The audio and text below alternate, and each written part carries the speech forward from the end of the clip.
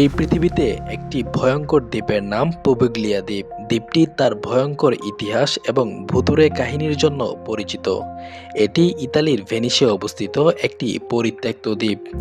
দ্বীপটি 1400 থেকে 1700 শতাব্দী পর্যন্ত প্লেগ মহামারীর জন্য কোয়ারেন্টাইন সেন্টার হিসেবে ব্যবহৃত হতো, যেখানে লক্ষ লক্ষ রোগীকে এনে জীবন্ত পুড়িয়ে ফেলা হতো অথবা মৃত অবস্থায় ফেলে রাখা হতো।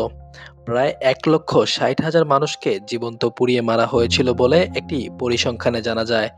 পরবর্তীতে 1920-এর দশকে এখানে একটি মানসিক হাসপাতাল খোলা হয়, যেখানে রোগীদের উপর পাশবিক ও মানসিক নির্যাতন চালানো হতো।